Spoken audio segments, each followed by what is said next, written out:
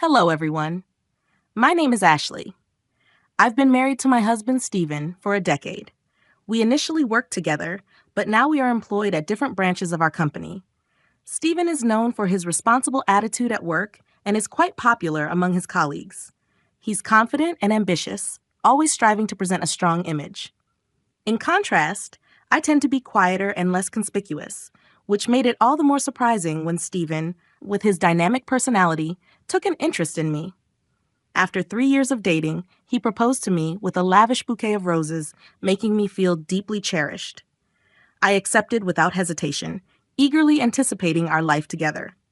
However, Stephen soon revealed a twist in our plans. He wanted us to live with his parents. I was hesitant about this arrangement, but he convinced me, assuring me that his parents were welcoming and excited about our joint living situation. Reluctantly, I agreed. For the past 8 years, I've resided with my in-laws in what was once solely my husband's home, an arrangement I hadn't anticipated when I imagined married life. My days begin early, often with my mother-in-law critiquing minor things such as how I clean the front door. Despite my efforts to prepare breakfast for the whole family, her incessant complaints persist as she departs for work, leaving me to hurriedly rectify any issues, feeling reduced to mere house help.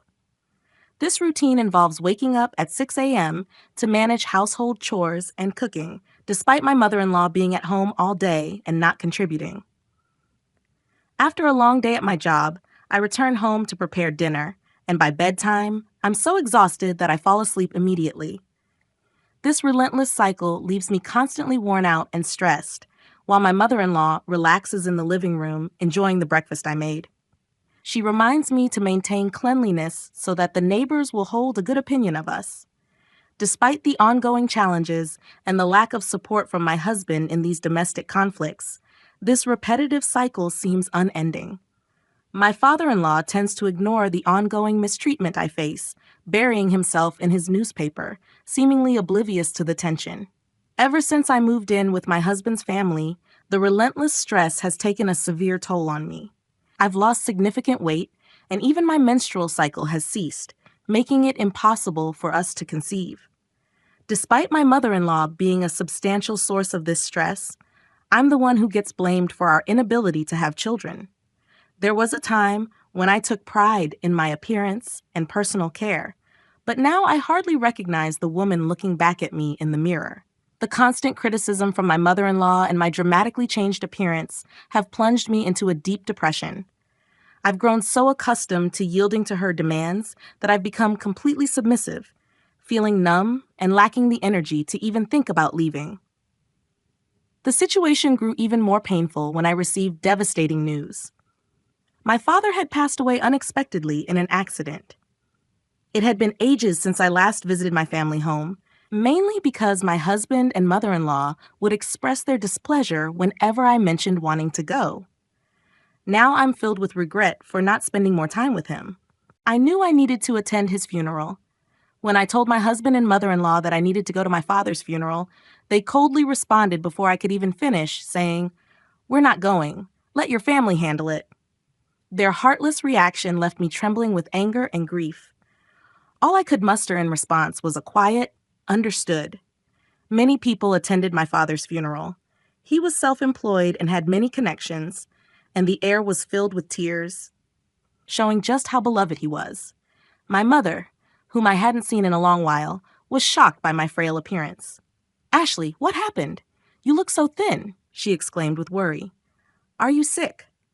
Seeing how worn out I looked, she burst into tears, terrified at the thought of losing another loved one. "No, Mom, I'm not sick," I reassured her, trying to calm her fears. I tried to offer comfort, taking a moment to myself in the waiting room. Her concern made me reflect on my recent years and how my interactions with my husband and mother-in-law lacked any semblance of comfort or support, even during such a critical time as my father's death. This fueled my anger further, and I decided to confide in my mother about my challenges at home. Living with my in-laws has been more challenging than I ever anticipated, particularly because of the constant bullying I endure from my mother-in-law. It's wearing me down. I confessed during a candid conversation. My mother looked at me with deep concern. "I'm glad you're not physically ill, but this doesn't make me feel any better. "Is this why you haven't been visiting?" she asked. I nodded, confirming her suspicion, which only seemed to deepen her worry. She handed me a piece of paper, urging, "Take a look at this, then think carefully about your next steps." It was my father's will. He had always been thorough and cautious, having prepared it just in case. As I read through the document, I stumbled upon a line that made my heart skip a beat. It mentioned an inheritance of $5 million. The shock of such a large sum momentarily lifted my spirits, sparking a flicker of hope. With this money, I could build my own house and leave my in-laws' place, I thought to myself, the idea filling me with a sudden rush of excitement and relief. Back at the in-laws' house, I continued with my usual household chores, but now with plans brewing in my mind. I found the house got messier on days when I was preoccupied with my dreams of independence. No one else seemed inclined to pick up the slack. As I went about my tasks, thoughts of the inherited $5 million were a constant distraction. Despite the tense atmosphere at home, my desire to stay with my husband Stephen remained strong. One evening, after his parents had retired for the night, and it was just the two of us, I decided it was time for an open conversation. "There's something I need to talk about," I began, breaking the silence. Stephen looked at me with an expectant expression on his face. "It's about my father. I've come into an inheritance." I disclosed the amount to Stephen. "How much?" he asked, a note of curiosity in his voice. "It's $5 million, I revealed. Stephen's eyes widened, a mixture of surprise and excitement evident on his face. "He left you that much? That's incredibly generous," he commented. Then he paused, his tone shifting as he added, "We should discuss how we might use this money." I felt a surge of relief that Stephen seemed receptive, and I was ready to broach the main issue at hand. This was the moment I had been waiting for, to discuss our future and the possibility of moving out from under the oppressive shadow of my in-laws. But before I could voice my ideas about using the inheritance to build our own home, Stephen interjected with a shocking suggestion. "We need to transfer that money to my mom's bank account right away," he declared. I was stunned, thinking he must be joking. "Why would we do that?" "The inheritance is mine, so it wouldn't be right to give it to your mom," I responded with a laugh, hoping he was just teasing. Stephen's reaction was immediate and fierce as he slammed his hand on the table. "What are you talking about? A wife's money belongs to her mother-in-law," he exclaimed. His words were so outlandish that I struggled to believe he was serious. His stern expression sent a chill through me. "I'm sorry, but I don't understand," I replied, bewildered. All I wanted was to suggest that we build a house for ourselves, but Stephen wouldn't let me speak further. He kept insisting that my inheritance should be claimed for his mother. That night, I was too shocked to sleep. The next morning, while I was making breakfast, Stephen and my mother-in-law confronted me with angry expressions. "Ashley, I heard about it.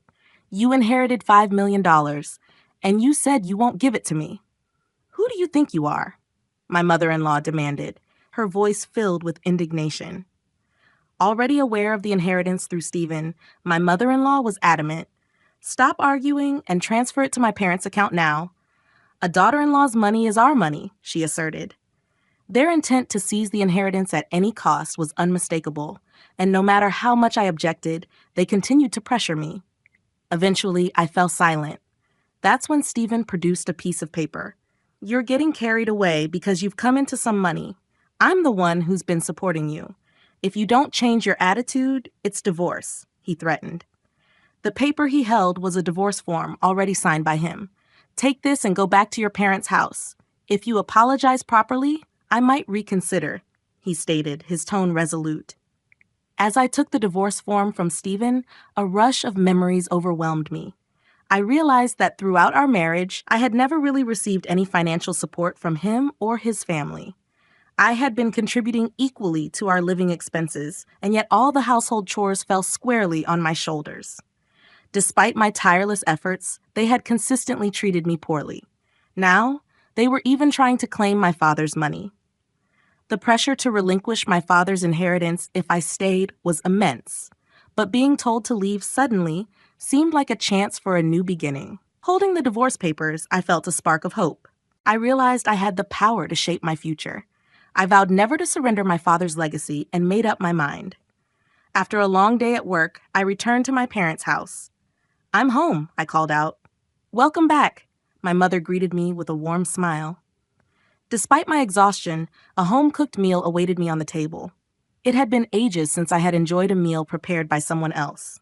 With each bite of the delicious food, tears of gratitude welled up in my eyes. "Did you tell your husband about the inheritance?" my mother inquired. "Yes, and it caused quite a stir," I replied, recounting the demands my husband and mother-in-law had made. My mother listened, speechless at the shocking revelation. "The inheritance belongs to you, and you alone should decide your future," she comforted me gently as I cried. After being cared for at my parents' home for a week, I decided it was time to return to my in-laws' house, armed with a renewed sense of strength. "Well, I'm heading back now. Take care," I said confidently, no longer afraid to face the challenges there. As soon as I returned, my husband and mother-in-law confronted me with stern expressions and crossed arms. "Have you reflected on your behavior?" they demanded. "Yes, I apologize. Please allow me to stay in this house again," I offered my apology, more strategic than sincere. My mother-in-law's face lit up with anticipation. "Well then, hand over the inheritance quickly," she demanded. "The inheritance process is taking longer than expected. I haven't received it yet. It's a complex procedure, so it might take another 7 months or so," I explained, buying myself some time. 7 months? That long? My mother-in-law's disappointment was evident. "Well, fine," she reluctantly accepted. Both my mother-in-law and husband appeared satisfied, thinking their plan was still on track, unaware of my resolve to chart my own course. Despite their demands, I didn't hand over the inheritance. However, they continued to nag me about spending a week at my parents' house. "You're neglecting your duties as a wife. The house is a mess. Clean it up quickly," they insisted. The state of disarray and unhygienic conditions at my in-laws' house after just a week was almost impressive. Previously, such chaos would have deeply upset me, but now it didn't bother me in the slightest. I simply carried out my mother-in-law's commands without letting it affect me emotionally. "It's my birthday, so I'll be leaving. Make sure to keep the house clean," my mother-in-law announced as she always went on a trip to celebrate. Naturally, I wasn't invited. "By the way, have you received the inheritance yet?" "It's supposed to come in today," my husband inquired, almost too conveniently, hinting that the $5 million could be a splendid birthday present for his mom. "Don't forget to transfer it to Mom's account before we get back," my mother-in-law added. The timing of her birthday coinciding with the supposed arrival of the inheritance felt too perfect. As they left, I maintained a pleasant facade, bidding them a cheerful, "Take care." Once they were out of sight, I sprang into action, ready to execute my plan. I had been formulating my plan for so long that they were in for a surprise upon their return, but by then, I wouldn't have to concern myself with their reactions. Quickly, I packed my belongings and left my husband's family home behind for good. "Wow, this is incredible," I exclaimed as I moved my things into my new home. Thanks to my father's inheritance, I had been able to build this house. I felt an overwhelming sense of happiness and relief, finally living in a beautiful place that I could call my own, free from the oppressive atmosphere of my in-laws' house. I decided to share my new home with my mother, who lived in my hometown. The sense of relief, knowing I no longer had to deal with my in-laws, was profound. Settling into the plush sofa in my new living room, I felt a contentment I hadn't experienced in years. To celebrate this new chapter, my mother and I decided to indulge in a day of luxury. We even hired a chef to cook for us, making the day truly special. The next evening, my phone rang. It was my husband, and his voice was thick with frustration. "What the hell is going on?" he demanded, clearly baffled by the empty house he had returned to. "I won't be coming back there. Goodbye," I stated firmly, hoping to end the conversation without further ado. But then my mother-in-law's angry voice burst through the phone. "What are you doing? Where are you now?" she demanded. "You asked me to clean the house, so I packed up my belongings," I replied calmly, maintaining my composure despite her agitation. "That's not a funny joke. Plus, you didn't transfer the inheritance. How many times do I have to tell you that a daughter-in-law's money is mine?" she shouted. "Huh, I'm single, you know," I retorted, my patience wearing thin. Suddenly, my yelling mother-in-law fell silent. "Single?" she echoed, confused. "Well, I'm divorced. I was handed divorce papers, so I submitted them. I'm a stranger to you now. Goodbye, I said and ended the call abruptly. I couldn't help but chuckle, imagining the stunned expression on my mother-in-law's face. The freedom from that oppressive family brought a huge sense of relief. In the days that followed, I received numerous calls from my ex-husband. Whenever I had some free time, I deliberately answered the phone and calmly ignored the insults hurled by my ex-husband and ex-mother-in-law. I made sure to record all these calls. With the recordings in hand, I decided to seek advice from the police. Harassment from an ex-husband is, unfortunately, common, and I was determined to take every precaution to ensure my safety and peace of mind in my new life. Addressing harassment early is crucial to prevent it from escalating. Thankfully, when I approached the police with my concerns, they acted promptly and visited my ex-husband's family. For my ex-in-laws, who were deeply concerned with maintaining a pristine public image, just the sight of police at their doorstep was a significant blow. Additionally, a colleague of my ex-husband who lived nearby saw the police visit. Given my ex-husband's high-profile status in the company, word of this incident spread quickly among his colleagues. Some colleagues harbored resentment towards my ex-husband and didn't miss the opportunity to fuel the rumor mill. Soon enough, negative gossip began circulating about him. Eventually, the rumors reached my department. "Did you hear about the police visit?" My colleagues whispered among themselves. "I'm divorced now, so I'm not really in the loop," I responded loudly enough for others to hear. The gossip-loving employees eagerly spread the news further. It didn't take long for the rumor to make its way to my ex-husband's boss. "You've been the subject of a lot of negative rumors, haven't you?" his boss remarked during a tense meeting. Caught off guard, my ex-husband could only protest. "What are you talking about?" "I can't tolerate men who don't appreciate their wives," his boss continued. "Furthermore, with these damaging rumors circulating, it could tarnish our company's reputation. Therefore, I've decided to transfer you." The transfer order issued to my ex-husband was severe, a relocation to a branch office in the least productive region, likened by some to a deserted island. "Do you understand what this means?" his boss added. Everything my ex-husband had worked for up to that point crumbled. There was no hope of advancement in the foreseeable future, and with no option to decline, he had to relocate to this remote area. As for my ex-mother-in-law, she was likely taken aback by her son's suddenly tarnished reputation and the dramatic changes that followed. Following the upheaval, my ex-mother-in-law struggled to cope with the new reality that she could no longer live with her son. This isolation led her to become withdrawn, and over time, she developed symptoms of depression. Concerns about her mental health grew as she began exhibiting behaviors typical of dementia, often causing disturbances at home. My ex-father-in-law found himself in a challenging position, now the primary caregiver for his significantly changed wife. Despite the strained relations, he often lamented, "Even without blood ties, a daughter-in-law is still a valuable member of the family." The difficulties faced by my former in-laws seemed almost like a form of retribution for the way they had treated me. Meanwhile, my life took a happier turn. Now living with my mother, we've taken up gardening in our spacious backyard.